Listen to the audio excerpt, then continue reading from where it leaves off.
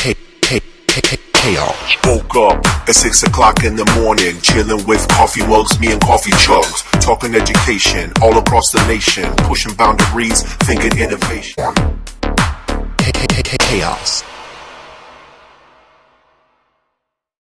Hello, everyone. How you doing? Welcome to another episode on Living on the Edge of Chaos podcast. This is another incredible opportunity. I'm feeling pretty blessed to get a chance to speak with this individual today.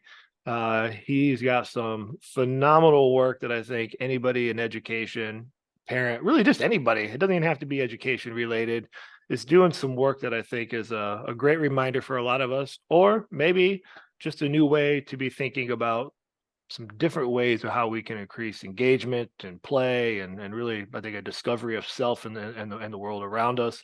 Most of you know by now, I am a Lego nerd.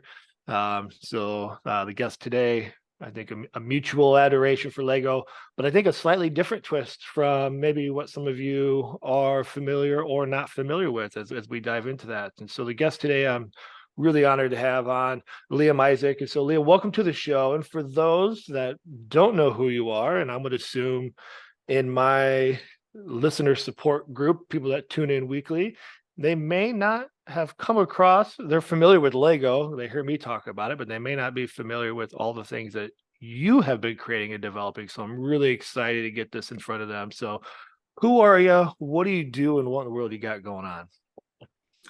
Great. Thanks for the lovely introduction, Aaron, first of all.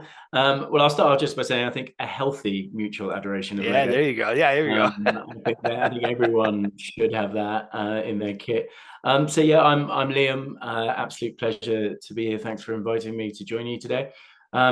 So I work for an organization called Serious Work. We are a company that specializes in the delivery of training and facilitation of programs using a method called Lego Serious Play. I'm sure we'll dig deep into that today. Just a little bit about me, I guess. Background first of all, I'm an educator, so I've recently left teaching just about 6 weeks ago now. So I've been teaching for 15 years in secondary schools or high schools around the world, really. So I've been lucky enough to teach at some outstanding places in London, Paris, Singapore, and more recently back in the UK. So that's been me for the last 15 years. And for about the last 3 or 4 years in schools, I've been really exploring and experimenting the application of this method, the Lego Serious Play method, and really seeing how it can add value to learning experiences in loads of different contexts, actually. I've recently published a book called Building Better Learning on some of the experiences that I've had in different schools. And now I guess my kind of big drive is to try and get as many people in education as possible to get access to the method, to see what it's all about, really to see if it can add value to their context, which I absolutely believe it can, which is why I'm kind of in this role now. So yeah, that's a little bit about me and a bit of background. I love it. Yeah. And I really want to dive into your education career. And before we do that, because I think it all ties together, and I know that with the Lego Serious Play method and then a lot of what you were doing in your classroom. But let's maybe start with defining, or maybe not defining necessarily, but explaining Lego Serious Play. Yeah, great. So I think Lego Serious Play, I mean, I can and will go on, but I think in essence, what it really is a tool to support effective communication, I think, first and foremost. So essentially, imagine you have a set of Lego bricks in front of you. When you are using Lego Serious Play, you are communicating and sharing your ideas through those bricks. So you're absolutely not building kind of literal models. You're using those bricks to represent ideas. So one of the key principles, kind of founding principles with Lego Serious Play is that any brick can mean anything.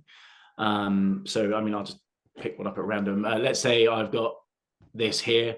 So this is just, something that's on my desk all the time.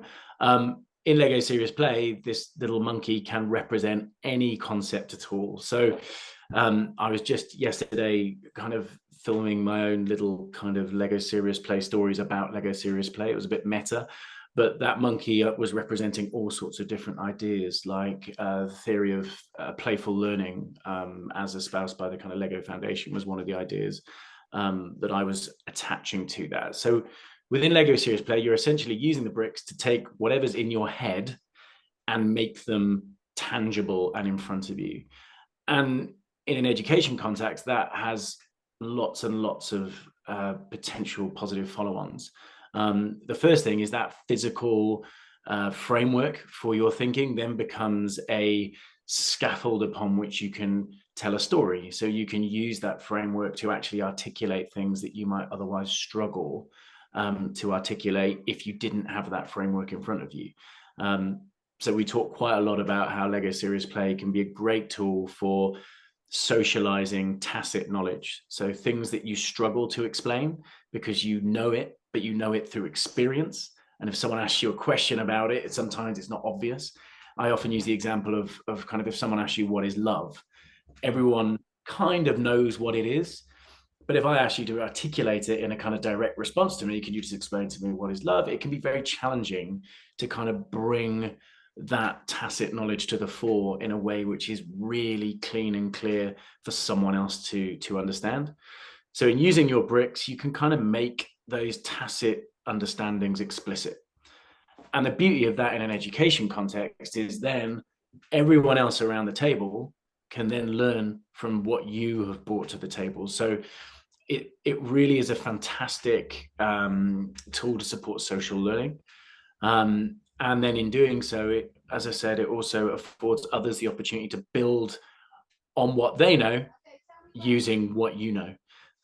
And one of the kind of underlying principles of Lego Serious Play is this idea of constructivism, the idea that we kind of continue to build on our knowledge. And you have within this method a really tactile way of doing that, and it works very well in an education context. Yeah, I love that. So as you know, I'm thinking about so many educators that understand those ideas, right? Like I have a hard time believing there's too many that would be like, boy, never thought about that. You know what I mean? As we think about all the stuff that is available. But what makes it unique? I mean, or different? Because I think, and I'm assuming and I'm generalizing, I know that's not always good to do, but like a lot of educators, whether they're brand new or maybe just constrictions of what has happened to the education system, they know these things, but they maybe don't always know how to do it. And obviously what you and I both love about Lego is, one, I always say, like, you don't have to spend 3 days trying to teach your kids the tool, like you can get right in and it's pretty intuitive. But why serious play? Why this, where you are, where, you made a bold change of occupation, so to speak, where you've left your classroom to really dive into this. What does it provide that, maybe others don't? And I know there's lots of stuff out there, because I think one of the things that I have found missing in supporting all the schools and classroom teachers is they get that, they want to do that, but they don't always know how. There's two things that jump out immediately. The first, I think, is I'll just talk to something you mentioned really quickly there. The first thing, as you alluded to, is that with Lego, even if you've never seen Lego before in your life, within about 50 seconds, you can kind of get the gist of it, right? Right. And Yep. there's some real strength to that in terms of using it as a learning tool. So one, it's very accessible. Everyone can pick it up, play with it pretty quickly. And because of its modular nature, you can actually start to create some pretty complex models within a couple of minutes of picking up a box of bricks. And I think one of the reasons why it's such a powerful tool to support learning is the intuitive nature of the tool itself. Excuse me. So because you can pick up those bricks and construct anything, without really needing to think too much technically about how you're doing it. It very quickly allows learners, when they're responding to stimuli that they might be given through what we call a build question Lego series play, it very quickly allows them to enter that state of flow. And that's where they are focusing on what they're articulating, what they're thinking about, without needing to stress about how they are articulating it. Now, that might sound like a minor thing, but actually in the context of the classroom, that's pretty huge. If you think about asking a student a question and to put their hand up and respond to it, the kind of typical classroom interaction, I guess, immediately they have to create an abstract way of communicating their thinking. So words themselves are an abstraction, right? So you have to take that idea, you have to translate it into a set of words, and then you have to be able to communicate that. And there's nothing to say that you have all of the vocab and the knowledge that you need to be able to communicate that really cleanly with someone else. One of the nice things about using Lego bricks is that you kind of strip that back to a kind of baser level of communication.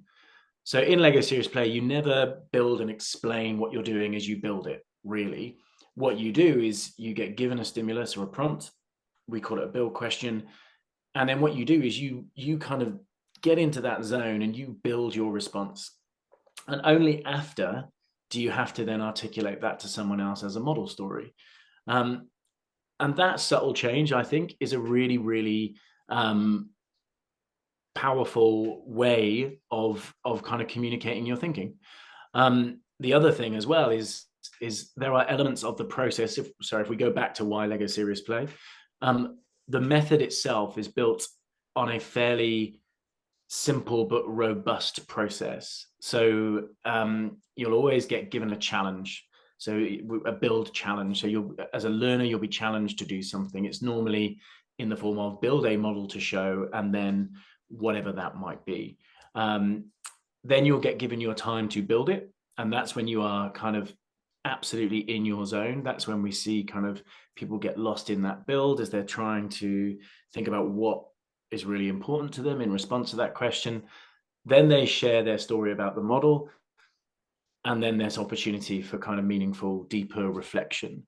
Now, the lovely thing about that process is baked into it are some kind of, what's the word I'm looking for here? There are some principles baked into that which are kind of counter to your typical classroom environment.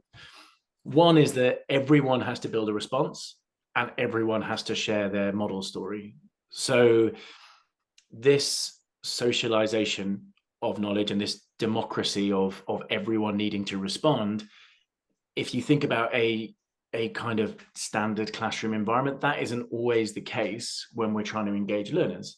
If we ask a group to have a conversation about something or debate or discuss, we know from looking at kind of any classroom worldwide, you'll have your introverts, you'll have your extroverts, you'll have your victims, you'll have your bullies, there are all these kind of social dynamics at play within every classroom, which mean that some people will find it very easy to share what they think.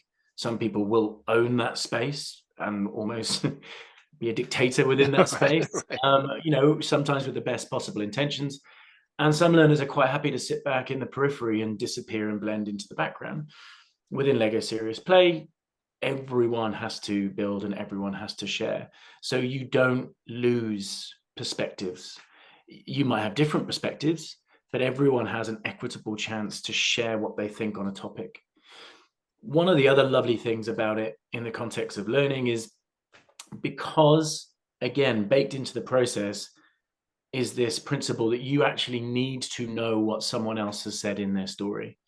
So, I mean, without getting too technical on different kind of aspects of Lego Serious Play, sometimes you will build on your own.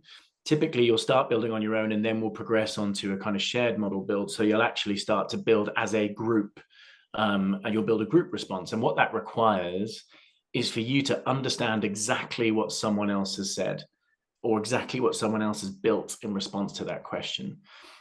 So what that means is there's a subtle shift in the learner mindset. typically in a class, you ask someone a question, people wait, they might have their hand up, they might either be dying to say what they want to say, or they might be hoping no one asks them anything, or they might be somewhere in between. But the point is there that they don't need to actively engage in what someone else is saying, one of their peers is saying. If you're dying to say what you want to say and you're repeating it in your mind because you don't want to forget it before the teacher asks you what you want to say, and you're going, don't forget, don't forget, don't forget, don't forget, you're probably not listening that cleanly to what the person next to you is saying, or what the person is. You're probably not being an active participant in what someone else is sharing. Whereas within Lego Serious Play, because there is this need to recap other people's model stories, and because you need to understand what everyone else is saying in response to the question, you need to be much more actively engaged in what your peers are actually saying. And you need to be a much more active participant within your kind of build group. And there's all sorts of positives in terms of what that builds around empathy, kind of being respectful of other people's ideas and positions, citizenship, actually belonging to part of a learning community, even though it might be a really micro one within the classroom. I mean, like I say, in terms of the why Lego Serious Play, I could go on and on. I'm sure we'll talk about more, but just as an initial kind of foray into that, the accessibility of it, as I mentioned earlier, and then the kind of the process itself, the method itself, is based on principles that are so robust that actually they just breed really good learning, and they provide for the development of skills that I think we're increasingly seeing marginalized. So this idea of citizenship in a learning experience, actually having to actively listen to someone next to you, to accept that other people might have different opinions to you and different ideas, and that's okay. This notion of tolerance, all these things exist within that method. And I think they can only add value to learning experiences. I love that. And there's so much to that. I mean, I think about all the things on the plates of teachers and admin. I mean, it's not just teachers, but that's where I spend a majority of my time. So I was a teacher. I felt that. And I think even no longer being in the classroom, I think that stack on the plates has gotten even higher with just all the things for all the reasons, and I think what you're bringing to light here is something really important, is that we don't need to always teach these skills or these things in like siloed, it sounds really bitter, but like canned curriculum type things. Like, I'm going to buy this thing here for, social emotional learning. I'm going to buy this thing here to teach kids Yeah. how to listen. I'm going to buy this thing. Yeah. We're going to have all these little pockets of, I got to do 20 minutes here and 20 minutes there. And some of that is, sometimes it's required. Sometimes it's not a necessity. But what you're talking about is like, what I think is so powerful about the process is these things happen organically when set up correctly with a good prompt and the good process that Serious Play provides. And I always say, like, the kids don't always know it's happening in the moment, but that built-in reflection is how they grow and develop. And as we think about engagement and we think about, I mean, across the nation, I would assume the world as well, but like attendance issues are low, like all these things is like this, like, gets people excited to learn.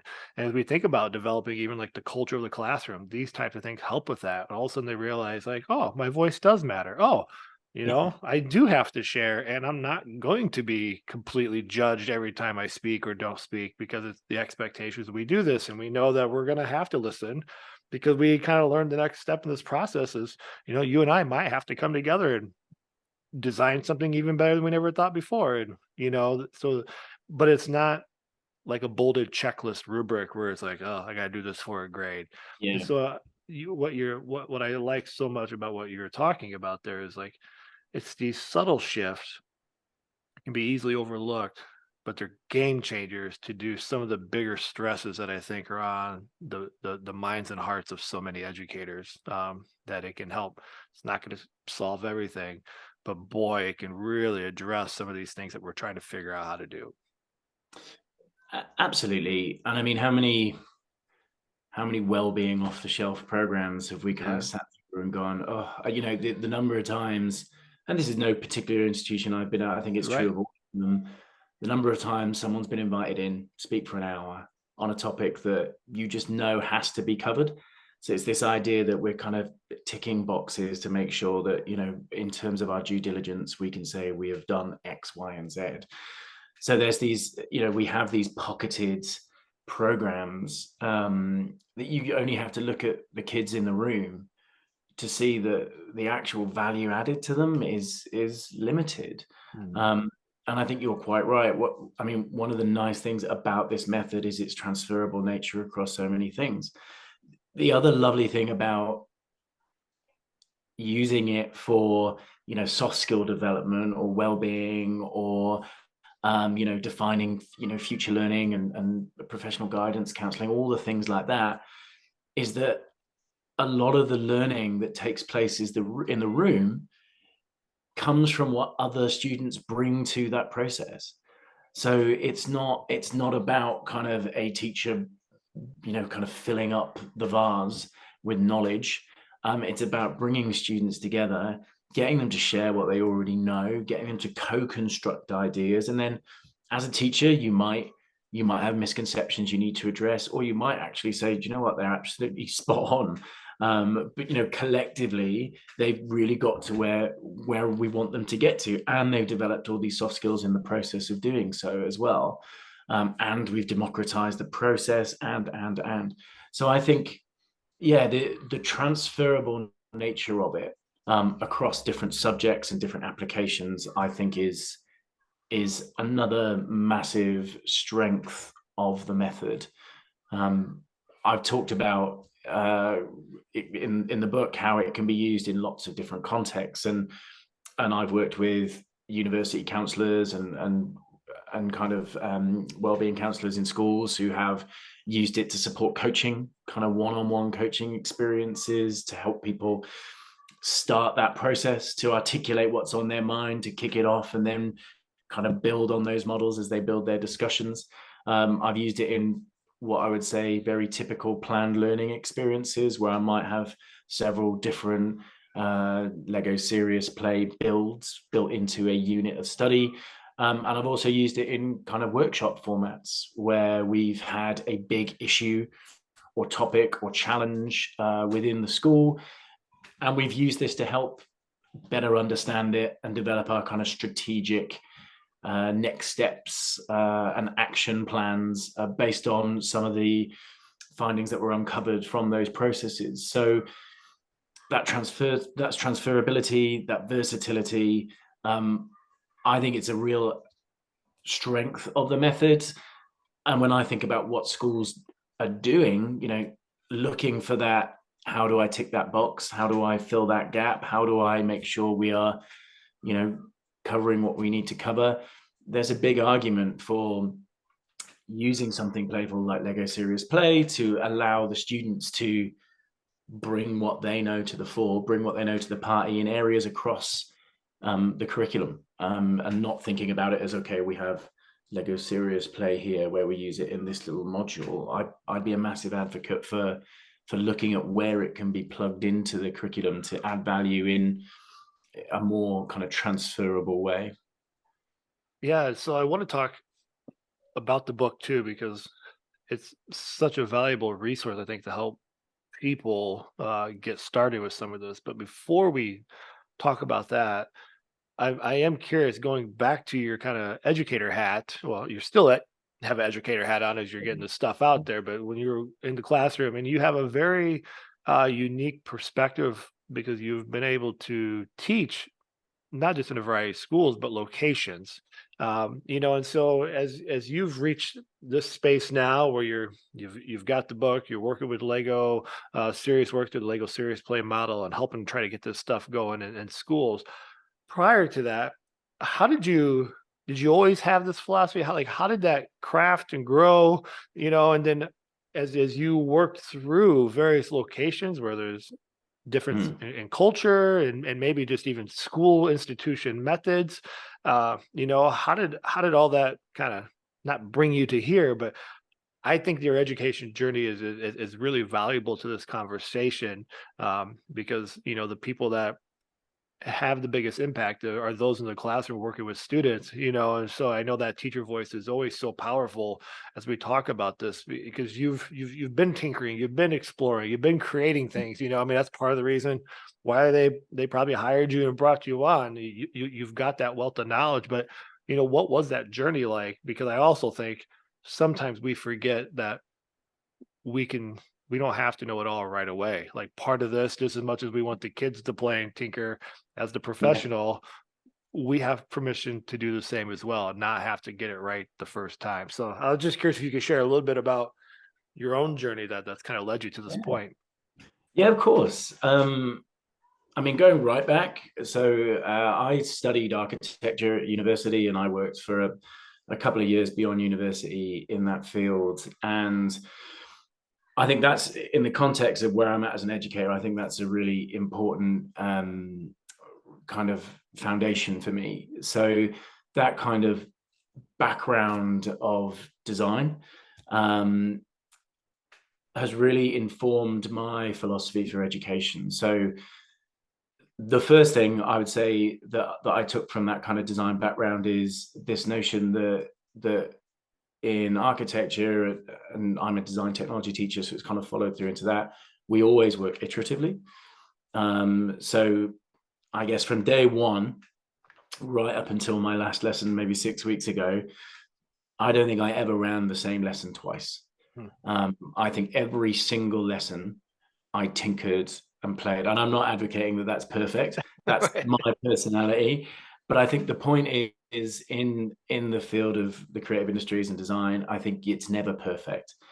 So I think that lends itself to having a kind of growth mindset. I would say if you're thinking in that frame of mind that things can always be better, I think you become more open to new ideas and thinking about how you can incorporate them into your practice and how you can hone your craft. And it's always about professional development and thinking about what you can do to be even better and be even more influential and have a more positive impact on your students. So I think that those foundational years, my kind of further education and early years in a different field, set me up really well in that respect, I think.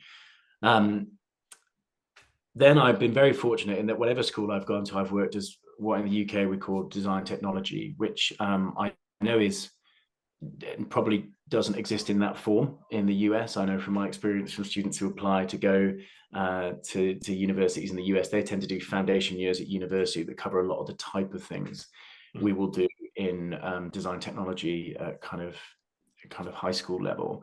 One of the lovely things about design technology is there is, of course, a kind of core curriculum, but how you achieve it is pretty much open. What you choose to do, what projects you choose to run, it's very much, you kind of define how you meet those learning objectives, which I suppose isn't hugely different from every other subject, but it's very explicitly different in DT because of the project-based nature.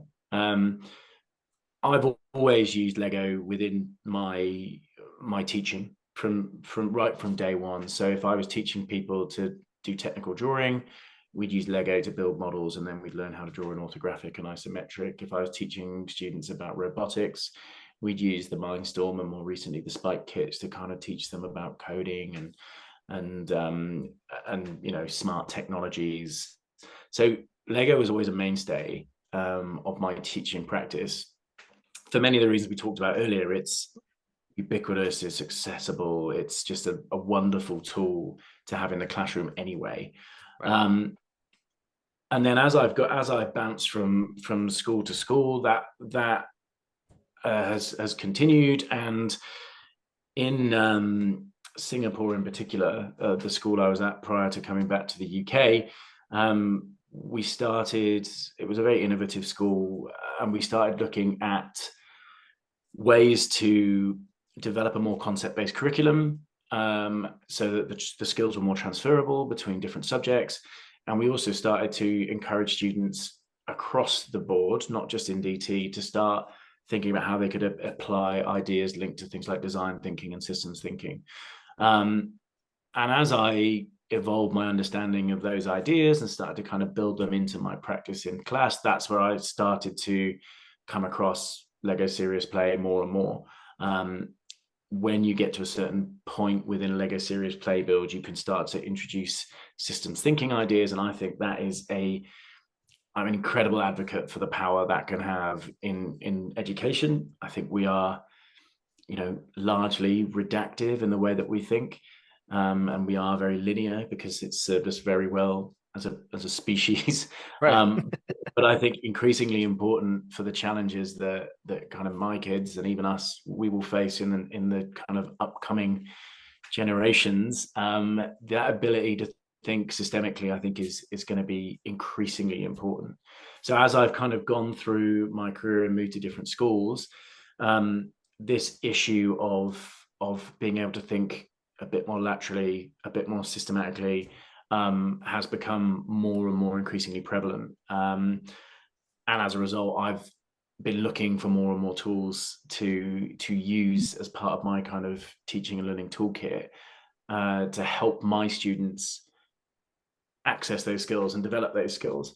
And some of them are really tricky, like to develop systems thinking in a really clean way is not easy to do. And that's where Lego Serious Play came in. So it was a way of taking what I'd always done, building in my idea that I've always been kind of open to new ideas and been happy to work iteratively. And then as a result, those two things kind of merged together, and an opportunity came up to do some training. I did it, and I really haven't looked back since. And I've continued to make it a mainstay since then. And it's probably also worth noting that I think, as with everything, COVID had a fairly major role to play in that. I was head of digital learning at a massive school in Southeast Asia during the pandemic. I took on the role just before, and then it was quite a small little role at the time, and then in about 2 weeks became a fairly massive one as we basically transitioned the whole school to digital learning. And I think being part of that and seeing the role that disruptive innovation can play in education, we went from a physical school to a virtual school within about a week. Massively disruptive, and yet the impact on learning wasn't anywhere near as significant as we thought it would be. We're a very privileged school. We had lots of resources, one-to-one school, so digital access. But I guess I'm not saying that there haven't been impacts on well-being. There definitely have. But I guess what that showed me is that for 14 years, I'd existed within a education system where incremental innovation, if that, was about as good as it got. Right. And those increments were small. What I saw through COVID was actually you can be disruptive within education. And to be disruptive doesn't mean to necessarily trash everything, but it did make me think, well, perhaps we need to have a more kind of disruptive mindset when we're thinking about what education needs. I think every teacher, every educator in the world is probably not going to disagree when I say that education systems are largely, as they were 100 years ago, a little bit outdated and need to change. And yeah, it's a slow moving ship, right? Nothing changes. So I just think, yeah, my exit from teaching recently coincided with my desire to try something new within the sphere of education. Where can education go? How can it be changed and disrupted for the better? And then hopefully bringing as many people who are keen to join me on that journey with me in the process. No, absolutely. I appreciate you sharing that, because I think it's so fascinating, and I think it does frame up a lot of the work that you're currently sharing, on LinkedIn and the work that you're doing in your training and workshops. And so I appreciate you sharing that, and so just as we be respectful of your time, I do want to talk about the book, because hopefully by now a lot of people listening are curious and they want to go explore the links, which we'll have a bunch of links in the show notes, but you also recently came out with the book from, as part of the Lego Serious Play work, but it's dedicated to using those principles and those methodologies in the education lens based on your work experience and working with lots of other people. And so I want to talk about that a little bit, because someone's listening in and is really interested to see some examples, or going like, how would I structure this? That I've seen the book, obviously, but can we talk about that a little bit, because I think it's a I think it's an incredible book. I know I'm slightly biased in that a little bit, but I think as people are intrigued by this, I think this conversation is going to create that curiosity, and they want to start to figure this out. It's a great starting point to kind of have some concrete examples and more insights about this. So could you talk about the book? I know self-promotion is not always the greatest and fun to do, but I think it's definitely worthy in this conversation to talk about it, because it's a really great book. And I say that, then I'll let you share, because I also know that there's a lot of education books out there that right now in the space, they have good ideas, but it doesn't always give you that tangible something to go back and use. I don't Fluff seems very disrespectful, but it's a good idea. They have a good kind of thing around it, but then you get done reading it and it's kind of like, okay, great. Now what do I do with that? Where I don't feel this book is that. So um I just hyped it up quite a bit, so I'll let you go ahead and See if I can land live that up bad boy. to But I think a lot of what you're that. talking about is, yeah, is I mean, it's exactly what teachers are struggling and grappling with, and there is a resource to help them get started.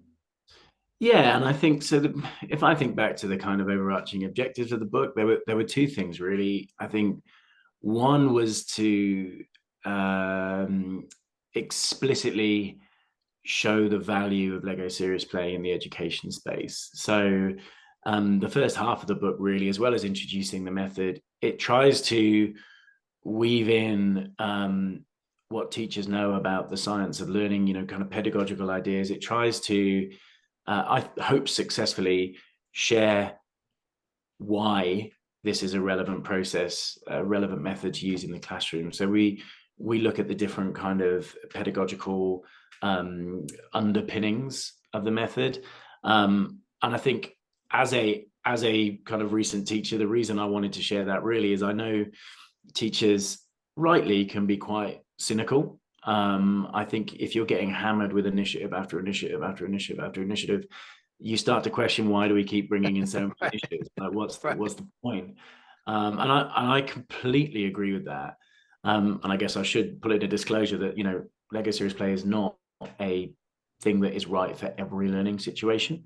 It is a method that can be really powerful in certain certain learning experiences. But I think in the first half of the book, trying to contextualize it within within a framework of why use this with your students, that was objective number one. So for people who are thinking, that you might have heard of Lego Serious Play, is it right for schools? Is it right for education? Is it right for using with students? Hopefully the first half of the book answers that Right. in the way that I best see fit anyway, and trying to draw on the relevant kind of literature to back that up as well. And then the second half of the book really is very much tied to what you were talking about earlier. I wanted, if someone bought it and read it, I wanted them to be able to then go and action on it. And I think the key really is that, a bit like any training course I've ever been on, if I don't do something with it in the next week, chances are it gets kind of relegated to a very lovely set of notes that I may never look at again. So within this book, we were very intentional about making it actionable. With that in mind, the second half of the book is stacked with case studies. We've invited other contributors, as you know, to kind of share their applications in different contexts. I'm a secondary school teacher or a high school teacher, so we invited primary school teachers to share case studies. We invited people from different school contexts and different parts of the world to share their case studies, so that we could hopefully get across the message that this isn't a method which is limited to a certain context, use with a certain demographic of students. We really wanted to try and celebrate that kind of universal application that we feel the method has. So yeah, that is really what the book is about. It's trying to validate the method based on what I, as a teacher, would wanted to have read if someone was trying to say to me, this is a great idea. And then it's trying to make it as easy as possible to put into action. And that, I hope we've achieved that. I mean, the book has only recently really been launched, and we're looking to do some more promotion to try and share some of the big ideas. But I hope that those who have read it, and I know from feedback from those who have read it, they're very positive about how it can inform their practice, and that's really what its overarching purpose is. Yeah, and I think that's one of the key things. I mean, it helps set up. I mean, and we talked about a lot of this already, the why behind like Mm. this, why it works today. But the book helps kind of support some of that. And I'm thinking about for the educators, sometimes you have to go and have some conversations with your admin or other district type leaders to have conversations to figure out how to get some things, maybe some resources or access to trainings, or maybe even just trying to get some Lego. Yep. And so I think what I like about the first half of that book is I think a lot of educators would agree with it, and it kind of helps support some of those notions, but it can help have that helps kind of give you some more things to bring to the table. But you have to have some conversations if this is something that you want to bring into the classroom. Not everybody can just turn around and go do. Sometimes there is a little bit of red tape that comes with certain places, and then I think that second piece of just there are those concrete examples you can really go in and you can copy one and kind of see how it works. And then the Yep. beauty of all of this is like the beauty of any kind of iterative play. I mean, and this through your whole history and the way that you work and operate. And anyone that's ever played with Lego is there's some, some templates there to use, but the beauty of it is to make it your own and make it fit to your need and school and students and all the things that you are professional in. You bring that expertise to the table, but at least it gives you a good solid starting point of what it has looked like for somebody else. And I think that's a really, really nice feature of the book, because sometimes it's like, I want to do it. I just don't know how to get started. And boy, there's plenty of examples for it. And I think that's a great point. And I guess if I could, the case studies that I've shared really are a roadmap, I guess, of my best experiments Right. with the Right. method. A point you touched on then in, the need to hack it and make it work for you. That is something that I am completely on board with. A lot of the case studies I share include things that a lot of teachers would recognize as elements of their practice or parts of their toolkits. And really, I've merged them with Lego Serious Play to hopefully kind of supercharge the process. But I think that idea of take some, if anyone was reading the book, take what's in there and absolutely right, play with it. What could you do to make it work for you? What frameworks could you overlay? How might you, tweak the challenges? How might you change the environment? How might you introduce different elements? Yeah, that I think is central to my philosophy that I was talking about earlier. And also I think central to the idea of Lego Series Play itself. Right.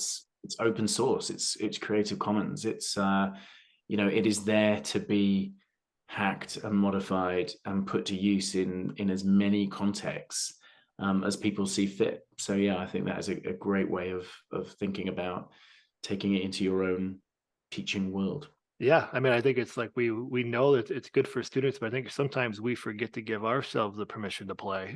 We get so caught up and it's a busy Mm. world, it's a busy job, and so I think sometimes we have to like be like, hey, you know what? I can play too. I can tinker. We forget to give ourselves permission, Yeah. even though we know how valuable it is for our students. And so I think that's I really appreciate that.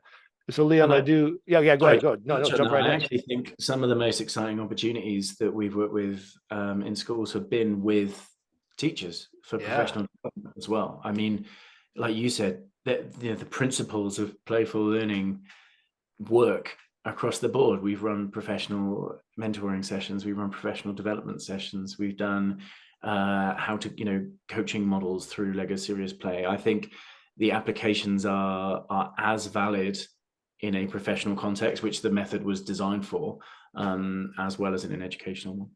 yeah. I mean, and that could be a whole nother conversation. I know I've done some stuff where I've brought Lego in, and it's a breath of fresh air. And versus people kind of leaning back and disengaged, they can't help. Even the ones that want to be the most challenging find themselves leaning in. And you know, I always joke.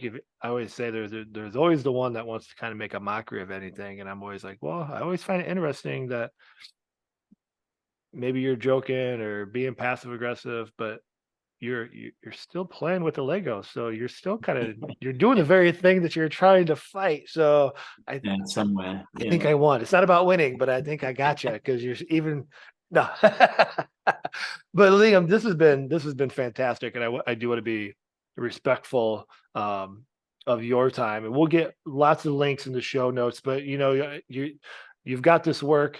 You also share lots of great stuff, I know, on LinkedIn. But if people want to follow more and learn more about you and your work or Lego Serious Play in general, where are some of the best places for them to check out?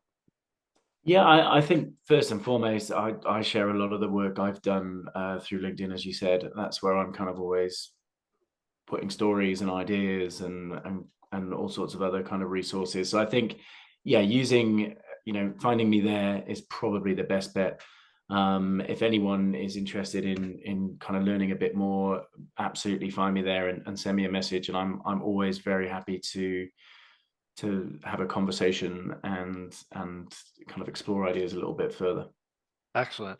And for those that have been listening to the show, we'll have everything linked so you can go right to the show notes. We'll have all this stuff listed for you can check out the book and Liam's work and follow his stuff on LinkedIn. It's definitely well worth your time to follow that and see all the stuff that he's sharing. And just who knows where the future holds. He's still in fresh water here in this new role. So it's going to be, I think, definitely a journey worth following as he gets and more workshops and trainings for educators in schools. I think it's just the tip of the iceberg to see what comes next. So I appreciate all the work that you're doing. I know lots of others will as well as they continue to find the work that you're doing and Lego Serious Play. So I appreciate all that you're doing and keep it up, my man. Great. Thanks so much. Enjoyed the conversation. Absolutely. Chaos. Woke up at 6 o'clock in the morning, chilling with coffee mugs, me and coffee chugs, talking education all across the nation, pushing boundaries, thinking innovation. Chaos.